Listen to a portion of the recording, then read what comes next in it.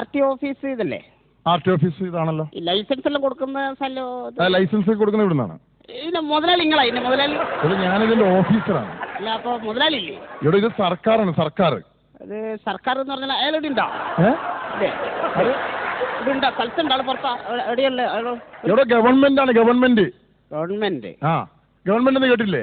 അത് കേട്ടിട്ടുണ്ട്. ഗവൺമെന്റ് ആശുപത്രി കേട്ടില്ല? അതേപോലെ ഗവൺമെന്റ് നടത്തുന്ന സംഭവമാണ് ഇത് RT ഓഫീസ്. ഗവൺമെന്റ് ലൈസൻസ് കൊടുക്കുന്ന സ്ഥലം ഇതന്നെയല്ലേ? ഇതിന് തന്നെയാണ് ലൈസൻസ് കൊടുക്കുന്ന സ്ഥലം. RT ഓഫീസ് ഇത് തന്നെയാണ്. അതെ അതെ അതെ. ഒരു മിനിറ്റ്.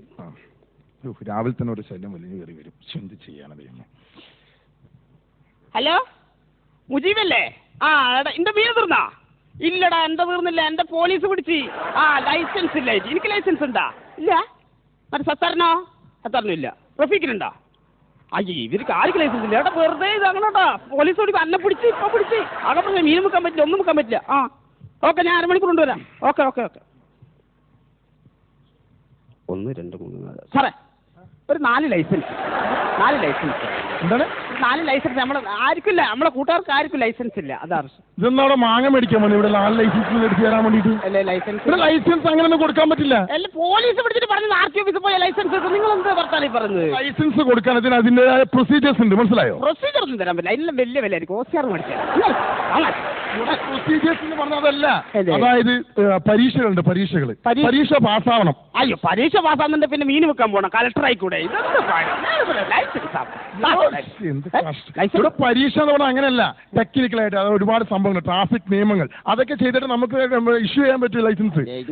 വെറുതെ തമാശകൾ. ഒരുപാട് ലൈസൻസ് നിങ്ങൾ എടുക്കുന്നുണ്ട്. നിങ്ങൾക്ക് ഒരു 4 എണ്ണെങ്കിലും ഓട്ടെ. അവർക്ക് വേണ്ട, അനക്കാന്ന് ഒറ്റൊന്ന് പോലീസ് പിടിച്ചിട്ടുള്ളത് വണ്ടി അതുകൊണ്ടല്ലേ? ഇവിടെ അങ്ങനെ നടക്കില്ല. അത് ഒരുപാട് സംഭവങ്ങൾ നടക്കില്ലെന്ന്. അതൊക്കെ പോട്ടെ. താൻ ഇതുവരെ എല്ലാം എടുത്തിട്ടുണ്ടോ? ഇല്ല, നമ്മളെ വാപ്പയാണ് ഇറച്ചിന്റെ ബിസിനസ്സാ. എല്ലാം കൂട്ടിയിട്ടാണ് ഇറച്ചി ഇങ്ങനെ കൊടുക്കല്. നമ്മളെ മീനിന്റെ ബിസിനസ് അല്ലേ? മീന് എന്ന് പറഞ്ഞാൽ ലേണിംഗ് ടെസ്റ്റ് പാസ്സായിട്ടുണ്ടോന്ന് പിന്നെയും പരീക്ഷന്റെ കാര്യം പറഞ്ഞിട്ട് പേടിപ്പിക്കുന്നു. തമാശ. ലേണിംഗ് ടെസ്റ്റ് ചെയ്ത് പാസ്സാവണം, എന്നാൽ ലൈസൻസ് എനിക്ക് ഇഷ്യൂ ചെയ്യാൻ പറ്റൂ. എന്ത് കഷ്ടാണ്.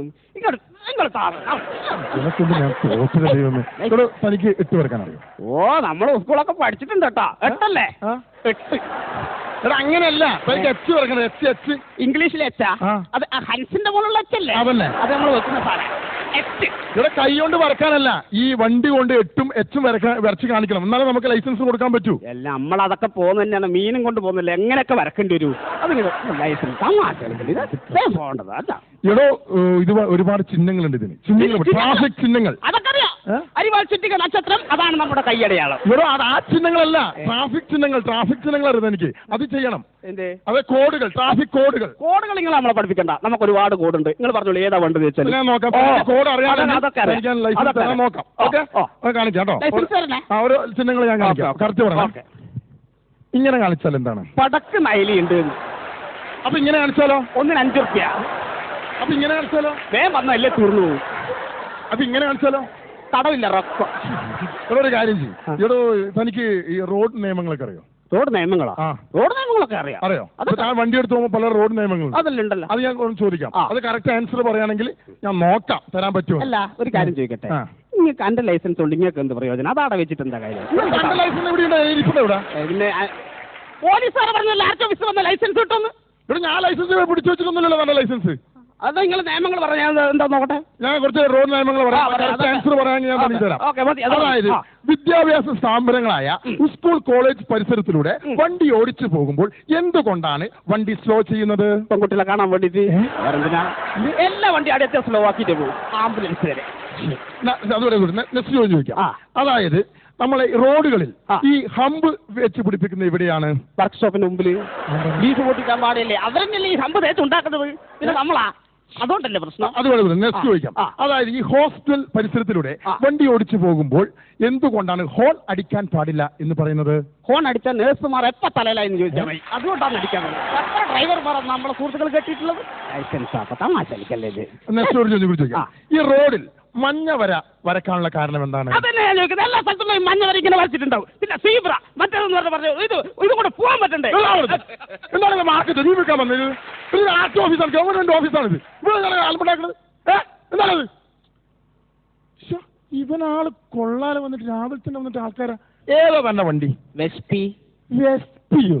ഇവിടെ വെസ്പ എന്നൊക്കെ കേട്ടിട്ടുണ്ട്. ഇത് എന്താണ് വെസ്പി എന്നൊക്കെ പറഞ്ഞ വണ്ടി? ആദ്യം ഇത് വെസ്റ്റ് തന്നെയാനു. ആ. ഇത് ആ മതിലിനോടെ ഇടിച്ചരോ അതിന്റെ മുമ്പാകം പി എന്ന് പറഞ്ഞിട്ട് വളഞ്ഞു. അത് മുതൽ വെസ്റ്റ്. ഞാൻ തന്നോട് വേറൊരു ചോദ്യം ചോദിക്കാം. ആ. അതിന് കറക്റ്റ് ആൻസർ താൻ പറയോ? ആ പറയാം, അത് പറയാം. ആ പറയാം. പറയോ? ആ. തന്റെ ബുദ്ധി ഒന്ന് ടെസ്റ്റ് ചെയ്ത് നോക്കാം. ഓക്കെ ഓക്കെ ഓക്കെ ആ. ഓക്കെ. വയനാട് ചുരം.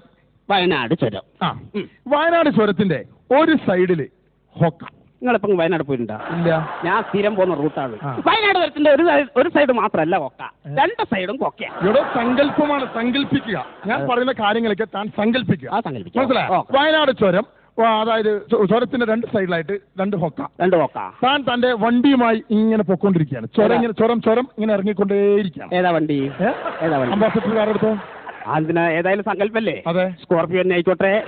സ്കോർപിയോ എങ്കിൽ സ്കോർപിയോ. ആ. താൻ തന്നെ സ്കോർപിയോമായിട്ട് ഈ ചുരം വളരെ സ്പീഡിൽ ഇങ്ങനെ ഇറങ്ങിക്കൊണ്ടിരിക്കുകയാണ്. വളരെ ഇങ്ങനെ ഇറങ്ങിക്കൊണ്ടിരിക്കുകയാണ്. ആ. അങ്ങനെ ഒന്നാം വളവെത്തി, ആ. രണ്ടാം വളവെത്തി, ആ. മൂന്നാം വളവെത്തിയപ്പോ പെട്ടെന്ന് തന്റെ വണ്ടിയുടെ ബ്രേക്ക് അങ്ങ് പോയി.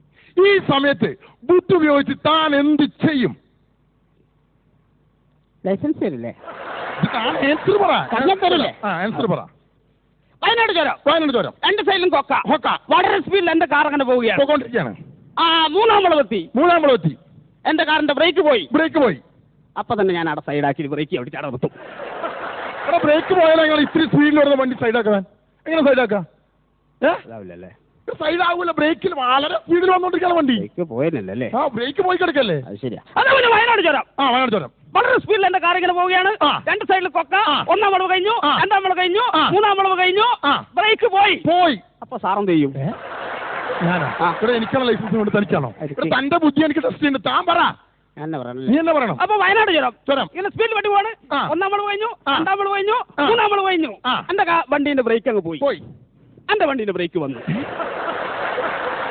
ഇവിടെ ബ്രേക്ക് പോയ വണ്ടിക്ക് എങ്ങനെയാണ് ബ്രേക്ക് വരുന്നത്? അപ്പൊ ഈ ബ്രേക്ക് പോയ നിങ്ങളെ സങ്കല്പല്ലേ? ആ. എന്നാ ബ്രേക്ക് വന്നതായിട്ട് സങ്കല്പിച്ചോളി.